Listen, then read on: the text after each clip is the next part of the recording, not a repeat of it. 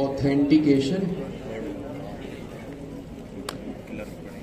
And authorisation के वो conditional rending है, कंडीशनल रेंडिंग। तो ये 2 से 3 चीजें हमें आज की क्लास में कवर करनी है, और जो सर अमीन ने आप लोगों के साथ एक डॉक्यूमेंट शेयर किया है वो भी हम डिस्कस करेंगे, बट सेकंड हाफ में करेंगे। अभी हम अपनी पढ़ाई करते हैं और देखते हैं कि उस डॉक्यूमेंट में क्या है और आपको क्या करना है, जो भी आपकी कंफ्यूजन है उसको हम दूर करेंगे। वैसे कोई कंफ्यूजन है नहीं, 2-4 मिनट की उस पर डिस्कशन होगी, जो भी उसमें आपकी कंफ्यूजन होगी होपफुली उतनी देर में वो खत्म हो जाएगी। अब लास्ट क्लास में या पिछली कुछ क्लासेस से हम एपीआईज को पढ़ना है और सैनिटी को पढ़ना है। तो आप यूं समझे कि जो ये सेकंड हाफ है आपके इस क्वार्टर का, जो कि यूआई यूएक्स हैकाथॉन के बाद से अब तक चल रहा है, वो पूरा टेक्निकल है, सब कुछ फंक्शनलिटी पे बेस्ड है। और आखिरी क्लास में आप लोगों ने देख भी लिया, सुन भी लिया, और आई होप कि आप लोगों ने उसको खुद भी इम्प्लीमेंट किया होगा कि पिछली पूरी क्लास जो थी आपकी बिल्कुल टेक्निकल बेस थी, हर चीज टेक्निकल थी, हर चीज कॉन्सेप्चुअल बेस थी। अब चाहे वो कोडिंग हो या चाहे वो एक्सप्लेनेशन हो। और यही चीज आप लोगों के इस हैकाथॉन में, जो भी आप लोगों का नेक्स्ट वीक या अगले 10 दिनों में होगा, इसी तरह का हैकाथॉन होगा कि वो भी पूरा कॉन्सेप्चुअल बेस्ड ही होगा। अब जाहिर सी बात है, कॉन्सेप्चुअल बेस्ड चीजें जो होती हैं वो वही लोग अटेम्प्ट कर सकते हैं, पास कर सकते हैं, जो कंसिस्टेंटली पढ़ाई कर रहे हैं। अब आप लोगों के बहुत सारे सवाल हैं, उसमें एक तो यही है कि भाई जो हैकाथॉन को पास नहीं कर पाया उसका क्या होगा। वो तो जो भी होगा वो हो जाएगा अपने टाइम पे, लेकिन एक चीज तो पता चली जाएगी हमें कि इस हैकाथॉन के बाद एक चीज तो बिल्कुल वाज़ेह हो जाएगी कि कौन सीरियस है और कौन नहीं सीरियस है। ये चीज तो हमें पता चली जाएगी कि पिछले 10-11 महीनों से, पिछली 6 फरवरी 2024 को आपका ये कोर्स शुरू हुआ था, अब 6 फरवरी ऑलमोस्ट 2025 आने वाली है। तो इस एक साल में कौन कितना पानी में है हमें ये तो पता चली जाएगा। देखते हैं फिर क्या होता है जब फिल्ट्रेशन होगी। तो अभी हम पानी के बाहर ये डरावनी बातें बाद में करेंगे, पहले अपनी जो है वो पढ़ाई शुरू करें। सर ऐसा करें, दिल धड़क रहा है। अब देखिए इसमें भी, अब मैं आप लोगों को बोलूंगा, आप लोग मानेंगे तो नहीं, लेकिन इसमें देखिए भलाई आप लोगों की है। अब आपकी क्या भलाई है इस चीज में, जब हर दूसरे दिन कोई नया नया बम फट रहा है, आप लोगों की क्या भलाई है इसमें। देखिए जब आप क्वार्टर 3 में 4 में जाएंगे ना, या इवन के चले आप मार्केट में भी जाएंगे, तो हर चीज टेक्निकल है, कॉन्सेप्चुअल बेस्ड है। आपको क्वार्टर 3 की पढ़ाई, क्वार्टर 4 की पढ़ाई, अब लिखने मेरी ये बात, अगर आप लोगों ने इसको अच्छे से नहीं किया, आप लोगों को समझ ही नहीं आएगा। आप लोगों के सामने पिछली क्लास थी ना, ठीक है, आप लोग बिगनर थे, आप लोगों को मुश्किल लगी होगी, बहुत से लोगों को अच्छे से समझ भी आई होगी, बहुत से लोगों को आधी अधूरी समझ आई, कुछ लोग ऐसे भी होंगे जिनको 80% समझ ही नहीं आई होगी। तो भाई ऐसा दुनिया, इसमें कोई मसले वाली बात नहीं है।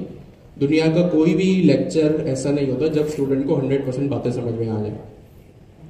फिर होता क्या, उसका हल क्या है, सोल्यूशन क्या है कि आप घर जाके उसको खुद सेल्फ स्टडी करें। और जो हमने पिछली क्लास में किया, ठीक है, एज अ बिगनर मुझे भी, जब मैंने अपनी लाइफ में पहली बार किया था, कुछ समझ नहीं आया था। आप लोगों को भी ये चीजें फेस करनी पड़ी होंगी, या समझ नहीं आई होंगी, मुश्किल लगी होंगी, या 50-50 का रेशो होगा। अब सेल्फ स्टडी करनी पड़ती है। अब वो तो आप लोग खुद करेंगे, वो तो मैं नहीं आऊंगा या कोई दूसरा टीचर नहीं आएगा, या इवन के आपका कोई हेल्प करने नहीं आएगा, जो है आप खुद हैं उस पढ़ाई करने में। अब इसमें भलाई आप लोगों की ये कि देखिए क्वार्टर 3 क्वार्टर 4 की पढ़ाई पूरी कॉन्सेप्चुअल बेस्ड है। आप लोगों ने सर जिया का सेमिनार तो अटेंड किया था, जिसमें सर अमीन, सर कासिम भी थे।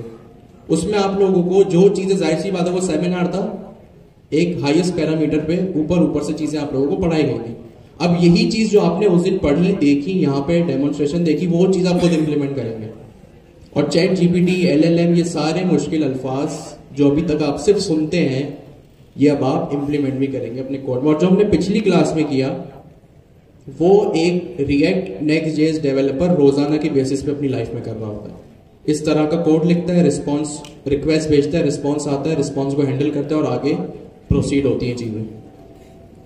तो अभी भी आप लोगों के पास टाइम है, अभी भी कुछ दिन है हैकाथॉन में, इसको जो है वो आप अच्छे से घोल के पी लें कि इवन के रात को 2 बजे भी आपको कोई उठा के पूछे ना, भाई ये पोस्ट रिक्वेस्ट क्या होती है, इसमें ये 4 लाइनें क्या कर रही हैं, ये आपको पता होना चाहिए। और एक बात जाहिर सी बात है, जब बंदा इतना सारा कोड लिखता है, उसको देखता है ना, तो वो कंफ्यूज हो जाता है, यार मैं इतना याद कैसे रखूंगा।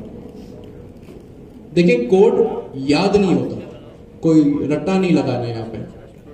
प्रोग्रामिंग की फील्ड में कभी भी रट्टा नहीं लगाते, हमेशा चीजों को समझते हैं। हो सकता है अभी मैं आप लोगों से पूछूं या इवन के मैं भी अगर बोलूं कि भाई पोस्ट रिक्वेस्ट लिख के दो जो हमने पिछली क्लास में लिखी थी, तो बहुत सारे लोग आप में से इंक्लूडिंग भी शायद नहीं लिख पाएंगे। क्यों? क्योंकि याद नहीं होगा। तो इसमें कोई बुरी बात नहीं भाई, प्रोग्रामिंग चीजों को याद रखने की चीज, कोड को याद रखने की चीज नहीं है, कॉन्सेप्ट को समझने की चीज है। हाँ, मैं आपसे ये पूछूं कि भाई पोस्ट रिक्वेस्ट क्या करती है, तो अगर आप लोगों में से ये लोग जवाब देंगे भाई पोस्ट रिक्वेस्ट मतलब डाटा को भेजना, अगर आपको ये चीज पता है तो ठीक है, आप सही ट्रैक पर है। लेकिन आपको यही नहीं पता कि पोस्ट रिक्वेस्ट क्या होती है, गेट रिक्वेस्ट क्या होती है, तो फिर ये थोड़ा लम्हाई फिक्र है आप लोगों के लिए। ऑफ कोर्स उस कोड को कोई याद नहीं रख सकता, हमने सिर्फ एक चीज की थी, वो 4 लाइनें थी, याद वो 40 भी हो सकती है। प्रोग्रामिंग कोई रट्टा लगाने की चीज नहीं है, कॉन्सेप्ट को समझने की चीज है कि रिक्वेस्ट, पोस्ट रिक्वेस्ट क्या होती है, उसमें एक रिक्वेस्ट का पैरामीटर जो था हमने लिखा था वो क्या करता है, जेसन क्या होता है, फिर हमने जब स्टेट को हैंडल किया था इनपुट फील्ड में वैल्यू ऑन चेंज में, कॉन्सेप्ट आपको दिखाते हैं, कोड यहाँ पे दिखे और चीजें समझ आने लगे ना 5 कोड दिखाने के थोड़ी सी देर बाद, तो इट मीन्स आप राइट ट्रैक पर। लेकिन आपको अगर बेसिक्स ही नहीं पता कि भाई पोस्ट रिक्वेस्ट क्या होता है, एपीआई क्या होता है, सैनिटी क्या होता है, टेलविंड सीएसएस क्या होती है, रिस्पॉन्सिवनेस क्या होती है, तो फिर आप लोग थोड़ा गौर करें कि आप लोग किस ट्रैक पे जा रहे हैं। तो प्रोग्रामिंग रट्टा लगाने की चीज नहीं है, कॉन्सेप्ट को समझने की चीज है। और ये कॉन्सेप्ट कब समझेंगे, जब आप बार बार सेल्फ लर्निंग करेंगे, चीजों की प्रैक्टिस करेंगे। और विदाउट प्रैक्टिस आप लोग 1 साल से प्रोग्रामिंग पढ़ रहे हैं, आपको ये चीज तो पता होगी कि विदाउट सेल्फ लर्निंग घर पे जाके हैंड्स ऑन एक्सपीरियंस करने के अलावा कोई दूसरा रास्ता नहीं है। अगर है तो मुझे भी बता दें, मैं भी कर लूंगा। होता तो शायद अब तक आप लोगों में से कोई ना कोई बता चुका होता, या मैं खुद बता चुका होता अगर मैंने डिस्कवर किया होता तो। फिर हम जो अब डॉक्यूमेंट से रिलेटेड चीजें उसमें सेकंड हाफ में आएंगे, अभी हम अपनी पढ़ाई शुरू करते हैं। हमारा आज का टॉपिक ऑथेंटिकेशन है, जो कि ऑफ कोर्स दोबारा एक एपीआई वगैरह से होते हुए जाएगा, तो एक अच्छी चीज होगी जो लास्ट टाइम हमने किया था, एक बार दोबारा उससे होते हुए जाएगा। अब ऑथेंटिकेशन हमारा सबसे पहला आज का टॉपिक है।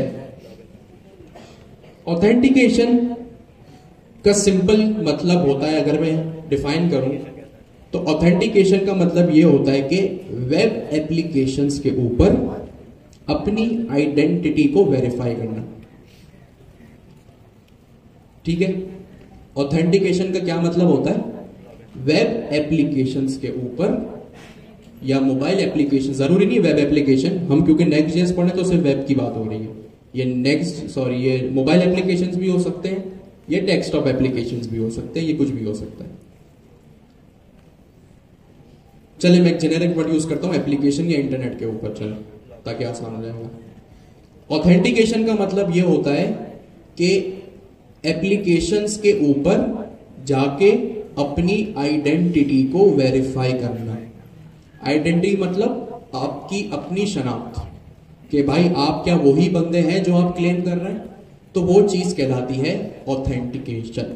इसकी एक बिल्कुल सिंपल एग्जांपल ये है कि आप कहीं भी जब जाते हैं, अपना ऑफिस जाते हैं, या इवन के अभी आप यहाँ गवर्नर हाउस में हैं, आपने सबसे पहले क्या किया, एग्जैक्टली आपने सबसे पहले अपना आईडी कार्ड दिखाया। अब आईडी कार्ड क्यों दिखाया, भाई सीधा सीधा आके बैठ जाते, या कहीं भी आप यूनिवर्सिटी जाते हैं, कॉलेज जाते हैं, आपकी अटेंडेंस होती है, या यहाँ पे आपकी अटेंडेंस हुई, जो आपने आईडी कार्ड दिखाया, क्यों दिखाया, भाई सिंपल आते हैं, एंटर होते बैठ जाते, क्योंकि आपकी शनाख्त हुई, वेरिफिकेशन हुई कि भाई ये वही बंदा है कि नहीं।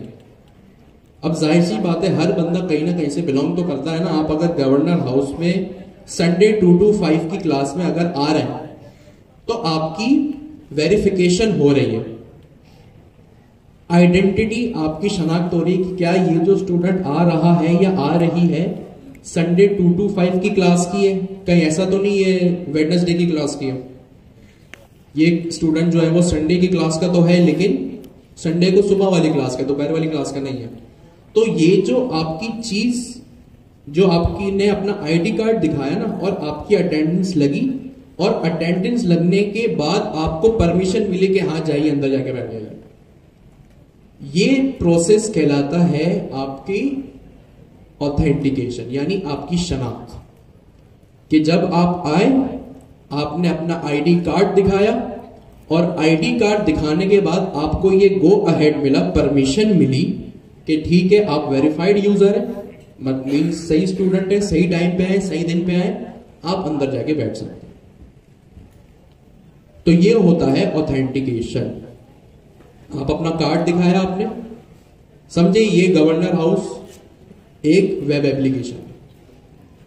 अब जब आप वेब एप्लीकेशन पे आते तो आप अपनी क्या करते हैं, शनाख्त यानी आईडी कार्ड दिखाते। चले अभी हम इसको ही थोड़ा सा और सही से पढ़ते। आप गवर्नर हाउस आए, आपने क्या किया, अपनी जो है वो आईडी कार्ड के जरिए अपनी शनाख्त बताई, अपने आप को ये प्रूफ किया कि भाई मैं वही हूं जो इस क्लास के इस सेशन के इस दिन को बिलोंग करता है। तो ये होती है ऑथेंटिकेशन कि आप कहीं भी आते हैं अपनी वेरिफिकेशन आइडेंटिटी दिखाते हैं और जो है वो आप ऑथराइज्ड हो जाते हैं। ये जो आपको परमिशन मिली ना, ये ऑथेंटिकेट होने की मिली कि आप जो है वो ऑथेंटिकेट हो गए। अब इस एग्जाम्पल को ध्यान में रखिएगा। अब वेब एप्लीकेशन की दुनिया में ये चीज कैसे होती है, कोई आइडिया है आप लोगों को, या ये एग्जाम्पल सुन के भी आपको कुछ जहन में आ रहा है? एग्जैक्टली। तो जब आप वेब एप्लीकेशंस पे आते हैं ना, तो आप अपनी आइडेंटिटी कैसे वेरीफाई करेंगे? लॉग इन करके, साइन अप करके नहीं, लॉग इन करके। सही है? किस तरह आते हैं? लॉग इन करके। आप लॉग इन करते हैं तो सबसे पहले क्या करते हैं, अपना ईमेल और पासवर्ड लगाते हैं, या यूजर नेम और पासवर्ड लगाते हैं, या फोन नंबर और पासवर्ड लगाते हैं, कुछ भी। अभी हम अपनी एग्जांपल को ईमेल पासवर्ड पे रखते हैं। तो वेब एप्लीकेशंस की दुनिया में या वेब एप्लीकेशन के कॉन्टेक्स्ट में ऑथेंटिकेशन का मतलब होता है सिंपल लॉगिन ईमेल और पासवर्ड के जरिए। मैं फिर दोहरा रहा हूं, ये जरूरी नहीं है ईमेल और पासवर्ड ही हो, ये आपका यूजर नेम और पासवर्ड भी हो सकता है, ये आपका फोन नंबर और पासवर्ड भी हो सकता है, ऐसा सच कोई बात नहीं। या आपका फिंगरप्रिंट भी हो सकता है, या फेस डिटेक्शन भी हो सकता है। तो ऑथेंटिकेशन का क्या मतलब है? एक लाइन में अगर ऑथेंटिकेशन को डिफाइन किया जाए तो सिंपल लॉगिन। ये जो आप लॉगिन करते हैं ना, फेसबुक पे गए, अब फेसबुक पे गए, आपने अपना ईमेल लिखा, आपने अपना पासवर्ड लिखा, तो वेब फेसबुक क्या करेगा, आपको परमिशन दे देगा अंदर आने की। जैसे आप अभी आए, यहां पे आपने अपना आईडी कार्ड दिखाया, तो आपको यहां आने की परमिशन मिल गई। तो इसी तरह आप जब किसी भी वेब एप्लीकेशंस पे जाएंगे ना, तो आप क्या करेंगे, ईमेल लिखेंगे, पासवर्ड लिखेंगे, और जो है वो आपको परमिशन मिल जाएगी अगर आप जो है वो वैलिड यूजर हैं तो ये होता है ऑथेंटिकेशन। सिंपल ऑथेंटिकेशन को अगर एक लाइन में डिफाइन किया जाए तो ऑथेंटिकेशन मींस सिंपल लॉगिन। सही समझ गए? ऑथेंटिकेशन क्या होता है? बता देंगे यही भाई यूजर की आइडेंटिटी को वो वेरीफाई कर, ये बंदा कौन है। सेफ्टी के लिए होता है कि यूजर कोई और तो नहीं आ रहा उसके सिस्टम में, या उसके कोई और भी आएगा, लेकिन हर कोई अपनी जो है ना वो लेके आएगा आईडी। लॉगिन, जब आप लॉगिन करते हैं, अगर आप वेरीफाइड यूजर हैं, वहां से ताल्लुक रखने वाले यूजर हैं, तो आपको परमिशन मिल जाएगी। आप संडे 2 to 5 की क्लास में आते हैं, आप अपना जो है वो कार्ड दिखाते हैं। आपके कार्ड में कुछ चीजें चेक होती है, आपका नाम, आपका दिन और आपके टाइम। ये तीन चीजें अगर बिल्कुल सही है, मैच हो रही हैं, तो आपको यहां अंदर आकर बैठने की परमिशन मिल जाती है।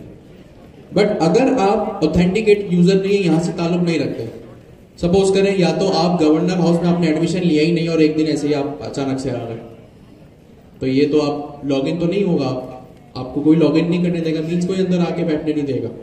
या चले आप गवर्नर हाउस से आपका जो है वो रिलेशन तो है, बट इस डेडिकेटेड टाइम स्लॉट से आप जो है वो रिलेट नहीं करते।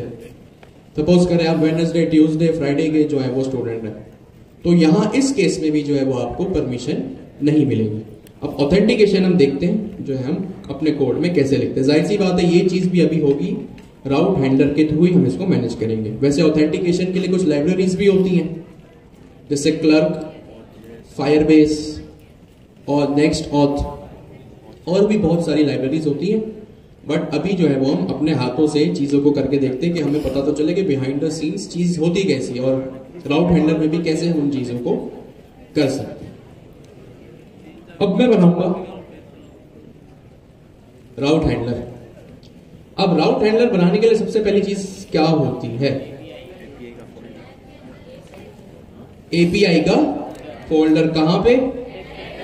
ऐप के अंदर। एपीआई की फाइल या एपीआई का फोल्डर? फोल्डर। मैंने एपीआई का एक अलग फोल्डर क्रिएट कर दिया। अब जैसे मैंने अपना एपीआई का फोल्डर क्रिएट किया, मेरे नेक्स्ट.जेएस की एप्लीकेशन जैसे ही कंपाइल होगी और उसको ये चीज एपीआई का फोल्डर मिलेगा ऐप के अंदर, तो मेरा नेक्स्ट.जेएस जो है वो ये चीज समझ जाएगा कि भाई यहाँ पे कुछ चीजें वो हो रही हैं जो एपीआई बनी हुई हैं यहाँ पे। हाँ, ऐसा एसआरसी हो ना हो उससे फर्क नहीं पड़ता, ऐप में होना चाहिए वो। अब एसआरसी हो नहीं हो उससे कोई डिफरेंस नहीं है। एपीआई जो है वो कोई स्पेसिफिक टर्म हम रख रहे हैं या सिर्फ कोड स्ट्रक्चर के लिए हमने? नहीं, स्पेसिफिक ये उसका कन्वेंशन है, ये एपीआई ही होना चाहिए। ये नेक्स्ट.जेएस का जो है वो एग्जैक्टली। हाँ, मैंने एपीआई का फोल्डर यहाँ पे क्रिएट कर दिया। अब मुझे एक और चीज करनी है, वो ये करनी है कि ऑथेंटिकेशन करनी है। अब जैसे लास्ट टाइम हमने किया था ना, वैसी कोई मिलती जुलती चीज मुझे करनी है। अब इसके बाद मैं क्या करूं? एक फाइल बनाऊं route.ts की, और कुछ लोग कह रहे हैं भाई एक फोल्डर बनाओ। सर फाइल route.ts सोचिए फोल्डर बनेगा, सही है? तो एपीआई के फोल्डर के अंदर एक और फोल्डर बनेगा। वो फोल्डर क्या होगा? मेरा एक नाम कह लें या एंड पॉइंट कह लें, वो मेरा जो है वो एक नाम होगा। क्या नाम होगा? जिस नाम की मुझे एपीआई रखनी है।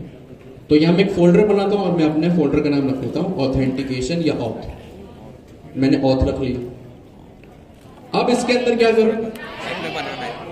फाइल बनाओ, फोल्डर बनाओ, फाइल बनेगी एपीआई के अंदर के ऑथ के अंदर। ऑथ के फोल्डर के अंदर मैं एक फाइल बनाऊंगा जिसका नाम होगा auth.ts। राउट तो बनेगा, राउट तो बन गया ना, यहाँ auth लिखा तो मैंने। नहीं सर नहीं। अब यहाँ फाइल का नाम मुझे auth.ts रखना है, मैं रख सकता हूँ? नहीं सर, नहीं सर। भाई राउट तो बन गया ना, API/auth लिखा, राउट तो बन गया। अब क्या करूं? आप लोग कह रहे हैं राउट, अरे भाई राउट बन तो गया। ये आप लोग मेरे साथ खेल रहे हैं, मैं आप लोगों के साथ खेल रहा हूँ। अच्छा, मैं खेल रहा हूँ। तो फाइल का नाम क्या होगा भाई? route.ts। नाइस। tsx नहीं होगा? एग्जैक्टली, क्योंकि इसमें कोई HTML वगैरह नहीं लिखनी, तो tsx नहीं होगा, सिर्फ ts होगा। ts में क्या होगा? सिर्फ टाइप स्क्रिप्ट या जावास्क्रिप्ट की कोडिंग होगी जो आप Q1 में करते हैं। तो नाइस, बहुत अच्छा। अब आगे चलते हैं। तो यहाँ पे क्या हुआ भाई? मैंने अपने फोल्डर में आया और मैंने एपीआई के अंदर auth नाम का फोल्डर बनाया और इसके अंदर route.ts फाइल मैंने क्रिएट कर दी। जबरदस्त। यहाँ पे मैं एंड पॉइंट निकलूंगा ताकि आप लोगों को याद रहे। अब मुझे करना क्या है मैं ये भी बता देता हूं। मैं ये चाहता हूं भाई कि मेरे यूजर पे, यूजर से मीन्स मेरे क्लाइंट पे या मेरे ब्राउजर पे या मेरे फ्रंट एंड पे एक इनपुट फील्ड हो एक अदद क्या हो, इनपुट फील्ड हो, और इनपुट फील्ड में मैं ईमेल लिखूं या पासवर्ड लिखूं तो वो इनपुट फील्ड में मैं जो भी लिखूं वो मेरे बैकएंड में आए या मेरे एपीआई में आए या मेरे सर्वर पे आए, और फिर उस ईमेल को और पासवर्ड को मैं जो है वो वेरीफाई करूं और उसको लॉगिन या कैन नॉट लॉगिन का एक मैसेज देगा। समझ आई मैंने क्या कहा? मैं दोबारा बताऊं।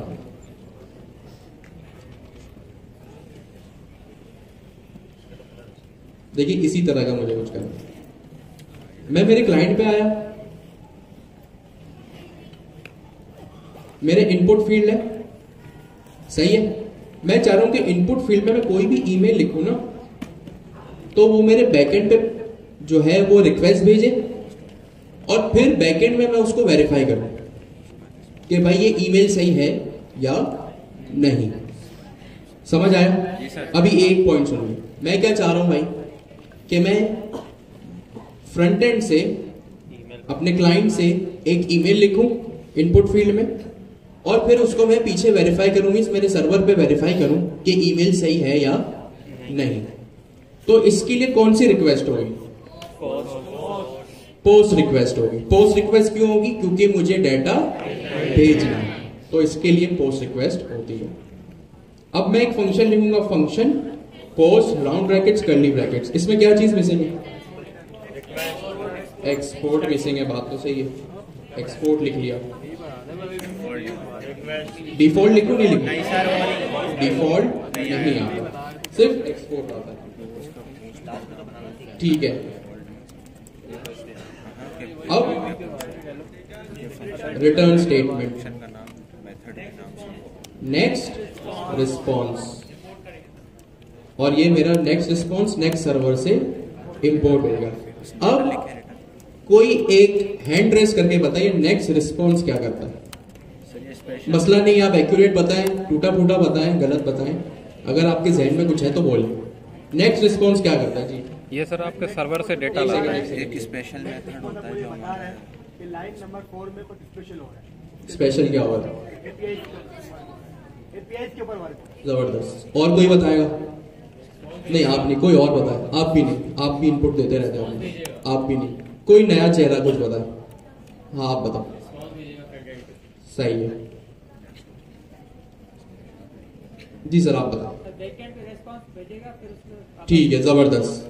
तो मुझे 3-4 रिस्पॉन्स मिले, बहुत अच्छे मिले कि नेक्स्ट रिस्पॉन्स का मतलब ये होता है कि इस पॉइंट पे आके, इस स्पेशल पॉइंट पे आके मेरी एपीआई एक रिस्पॉन्स रिटर्न करेगी। बहुत जबरदस्त। और अगर मैं इसको ना लिखूं तो मुझे एक एरर मिलेगा। क्यों? क्योंकि राउट हैंडलर में जब भी आप एपीआईज बना देना, चाहे वो कोई भी एंड पॉइंट हो, गेट हो, पोस्ट हो, डिलीट हो, पैच हो, पुट हो, अगर आप उसको रिटर्न स्टेटमेंट नहीं देंगे ना तो वो एपीआई कंफ्यूज हो जाएगी और वो एपीआई जो है वो ब्रेक हो जाएगी मेरी। तो रिटर्न स्टेटमेंट लगाना लाजमी है और नेक्स्ट रिस्पॉन्स भी लाजमी है। क्यों? क्योंकि नेक्स्ट रिस्पॉन्स एक स्पेशल वे है बताने का कि इस पॉइंट पे एपीआई कुछ रिटर्न कर रही है। अच्छा जी, अगर हम नेक्स्ट रिस्पांस की जगह डायरेक्टली अगर जेसन रिटर्न कर दें तो उसमें कोई नहीं नहीं नहीं, नेक्स्ट रिस्पॉन्स क्योंकि एक नेक्स्ट जेएस का खुद का बताया हुआ एक तरीका है, इसलिए आप नेक्स्ट रिस्पॉन्स को ही यूज करेंगे। सही है। अब जैसे आप लिंक कंपोनेंट यूज करते हैं एंकर टैग के लिए, तो वो नेक्स्ट जेएस ने खुद से दिया हुआ ना कि भाई अगर मेरी एप्लीकेशन के अंदर जब आप वो स्पेशल आपको कुछ एंकर टैग टाइप का कुछ काम करना है तो स्पेशल लिंक कंपोनेंट लगाना पड़ेगा। तो बेस्ट प्रैक्टिस यही है कि आप इसी को फॉलो करें। अब नेक्स्ट रिस्पॉन्स तो हो गया, अब यहां से कौन बताएगा मुझे इसके आगे क्या होगा? Dot JSON. अब कौन बताएगा यहीं से कि डॉट जेसन क्या होता है? जावा में जाएगा सर, जावा का रिस्पॉन्स जो है वो जेसन में आएगा। जबरदस्त। और यहाँ फिलहाल मैं एक ऑब्जेक्ट रिटर्न कर देता हूँ, मैसेज में लिख देता हूँ हेलो। सिंपल, मैंने यहाँ पे एक काम किया। अब मेरी एपीआई बन गई। अभी ऑफ कोर्स जो चाहिए था वो तो मिला नहीं।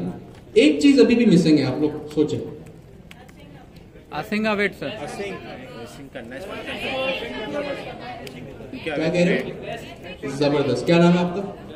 उजैफा भाई कह रहे हैं कि पोस्ट तो आपने लिख दिया भाई, इसके अंदर रिक्वेस्ट का पैरामीटर कौन पास करेगा, और इसकी टाइप होगी नेक्स्ट रिक्वेस्ट। जैसे नेक्स्ट रिस्पॉन्स होता है वैसे नेक्स्ट रिक्वेस्ट भी होता है, और ये नेक्स्ट रिक्वेस्ट बताता है कि इस स्पेशल पॉइंट पे आके एक रिक्वेस्ट टाइप भी आप रिटर्न करें। बहुत अच्छा, नाइस। अब मुझे क्या करना है, मुझे ये करना है भाई कि मैं एक पोस्ट रिक्वेस्ट बनाऊं या फ्रंट एंड पे यूआई पे अपनी। सबसे पहले मैं ऐप में आता हूँ, चीज़ों को साफ रखने के लिए मैं कंपोनेंट्स नाम का एक फोल्डर बना लेता हूँ। इसके अंदर मैं एक फाइल बना लेता हूँ, फॉर एग्जांपल authentication.tsx। यहाँ मैं एक फंक्शनल कंपोनेंट बनाता हूँ, ये बन चुका है, और इसको मैं page.tsx में आके रेंडर भी कर लेता हूँ। कंपोनेंट के अंदर क्या बनाना है, कौन सा फाइल बनाना है?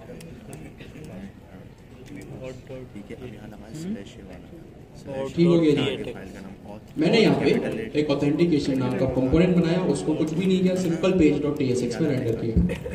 रेंडर का मतलब जो चीजें ब्राउजर में एक्सपोज करनी हो, यूजर को दिखानी हो, वो उसको हम रेंडर कहते हैं। अब मैं वहां पे चला, अब मुझे क्या करना है, अब मेरी रिक्वायरमेंट ये है कि भाई जब मैं एक ऑथेंटिकेशन का कंपोनेंट हो जिसमें एक ईमेल की फील्ड हो और उसमें एक पासवर्ड की भी फील्ड हो, अभी हम सिर्फ ईमेल पे बात करते हैं। मैंने एक फॉर्म बनाया, फॉर्म का टैग लगाया, यहाँ पे एक्शन की कोई जरूरत नहीं है इसलिए मैंने इसको रिमूव कर दिया। यहाँ पे मैंने एक इनपुट फील्ड बनाई और यहाँ पे मैंने क्लास नेम का एट्रीब्यूट लगाया। इस पर मैंने रख लिया py-2 px-8 bg-gray-600 text-y। ठीक है, यहाँ पे एक बटन बना लिया जिसको मैंने लिख दिया लॉगिन, और लॉगिन को मैंने क्या किया, इसको भी कुछ क्लास नेम दे देते हैं, bg-blue-600 text-white rounded -lg। बस इतने काफी है, देख लेंगे बाद में। py-1 और px-5 देखते हैं क्या आया UI से। ठीक है, बेहतर है।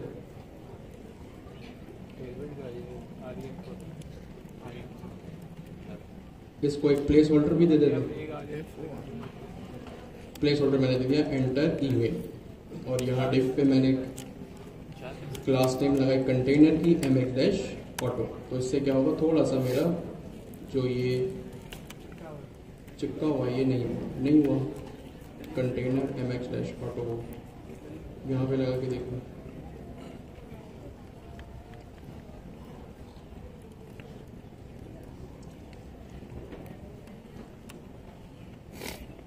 ठीक है, अच्छा वो जूम था इसलिए नहीं हुआ, कह रहे हैं एनीवेज।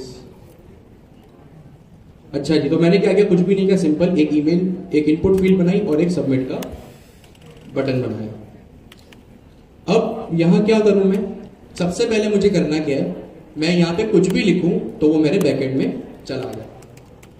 अब सबसे पहले मैं ये काम करूंगा कि मुझे एक अदद फंक्शन बनाना पड़ेगा जो मेरी एपीआई को कॉल करेगा। जाहिर सी बात है, एपीआई को कॉल करूंगा फ्रंट एंड से तभी तो बैकएंड में डाटा जाएगा। सही कह रहा हूं भाई, एपीआई को जब मैं कनेक्ट करूंगा या फेच में एक यूआरएल पास करूंगा तभी तो बैकएंड में डाटा जाएगा, वरना अगर जान पहचान ही नहीं होगी तो रिक्वेस्ट जाएगी कैसे। तो मैं एक फंक्शन बनाता हूं कॉन्स्ट हैंडल सबमिट नाम का, और इसको एक एरो फंक्शन में मैं इस तरह रख देता हूं। अब इसको मैंने एसिंक कर दिया, क्योंकि आपको पता है एपीआई जब भी कॉल होती है, चाहे वो आपकी अपनी एपीआई हो या कोई एक्सटर्नल थर्ड पार्टी एपीआई हो, वो हमेशा एक एसिंक्रोनस मेथड होता है। ठीक है, अब यहां पे मैं क्या करूं, एक सबसे पहले यहां पे एक ई का पैरामीटर पास करता हूं, और इसको अब हम टाइप करेंगे। अब हमने बहुत एनी करके काम चला लिया भाई, टाइप स्क्रिप्ट तो है ना, उसको भी तो वैल्यू करना है। तो ई की जब भी आप कोई फॉर्म सबमिट करते हैं, इस तरह की कोई भी चीज होती है, तो अभी के लिए जो हमारी टाइप वैलिड हो रही है ना, वो एक अदर टाइप होती है फॉर्म इवेंट। ये देखिए, ये फॉर्म इवेंट कहां से आया, रिएक्ट में से आया, इसको मैंने इंपोर्ट किया। फॉर्म इवेंट को इंपोर्ट करना पड़ेगा, और इसकी भी एक स्पेशल टाइप होगी HTML इनपुट एलिमेंट, क्योंकि मुझे यहां पे इनपुट फील्ड्स को अपनी कंट्रोल करना है ना, तो ये इसकी टाइप है। इसकी क्या टाइप है? Form event. फॉर्म इवेंट मतलब फॉर्म पे कुछ होगा यहां पे, ठीक है, इसलिए फॉर्म इवेंट। और फॉर्म के अंदर मुझे क्या हैंडल करना है? अपनी ये इनपुट फील्ड, तो इसलिए यहां पे HTML इनपुट फील्ड आएगी। अब इसके बाद मुझे क्या करना पड़ेगा? सबसे पहले तो जो हैंडल सबमिट का फंक्शन है वो क्या करेगा? फॉर्म हमेशा सबमिट होता है नहीं होता है? यस और नो? Yes sir. तो फॉर्म हमेशा मेरा सबमिट होगा। उसके लिए फॉर्म का जो टैग है उसके ओपनिंग टैग में एक इवेंट हैंडलर लगेगा, और वो इवेंट हैंडलर क्या होगा?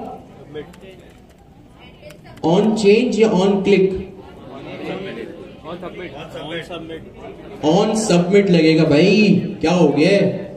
नहीं की ना लास्ट टाइम गलिया के पढ़ाई? बहुत अच्छे।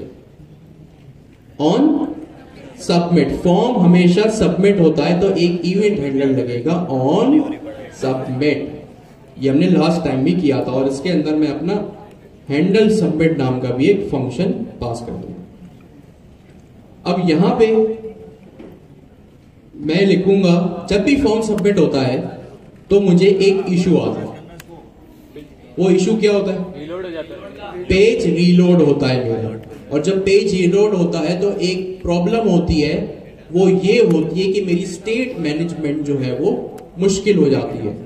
और जब स्टेट मैनेजमेंट ही नहीं होगी तो मैं कैसे डाटा को अपने मैनेज करूंगा? तो यहां पे रिफ्रेश रोकने के लिए, पेज का रीलोड रोकने के लिए मैं e.prevent डिफॉल्ट के फंक्शन को कॉल करूंगा इस तरह से। सही है? तो यहां पे मेरा काम हो गया। अब मैं क्या करूंगा? हमने लास्ट टाइम इनपुट फील्ड में, अब मैं जो भी लिखूं ना मुझे उसको ट्रैक करना है। अच्छा, मेरे पास मीनवाइल एक एरर आ गया। ये एरर आप लोगों के पास भी आया होगा, इसको पढ़ना पता इसका क्या सोल्यूशन है। यूज क्लाइंट करना पड़ेगा। क्यों? क्लाइंट कंपोनेंट है। एग्जैक्टली। अच्छा, इस एरर को सॉल्व करने के लिए, ये एरर क्या है भाई? If you need interactivity consider converting part of this to a client component. अच्छा, क्लाइंट कंपोनेंट आपको पता है क्या होता है? मैं जैसे यहाँ पे यूज क्लाइंट लिखूंगा ये क्लाइंट कंपोनेंट बन जाएगा। और हमेशा अब जो हमारा जो डिफॉल्ट बिहेवियर होता है ना नेक्स्ट.जेएस में कंपोनेंट्स का, वो सर्वर पे रेंडर करने का होता है। अब ये जो मेरा कंपोनेंट है वो ब्राउजर पे रेंडर होगा, क्योंकि इसमें एक इवेंट पास हुआ है। और यहां पे मुझे जो है वो एक यूज मतलब एक स्टेट भी पास करनी है, जिससे मैं अपना ट्रैक रखूं वैल्यू का। लास्ट टाइम हमने यूज स्टेट को देखा था। यूज स्टेट को यूज करके हम अपनी इनपुट फील्ड का जो क्या कर रहे थे? ट्रैक कर रहे थे इनपुट फील्ड की वैल्यू को। आज जैसा लास्ट टाइम मुझे यहां से किसी ने कहा था कि यूज रेफ भी तो यूज कर सकते हैं, तो आज हम यूज रेफ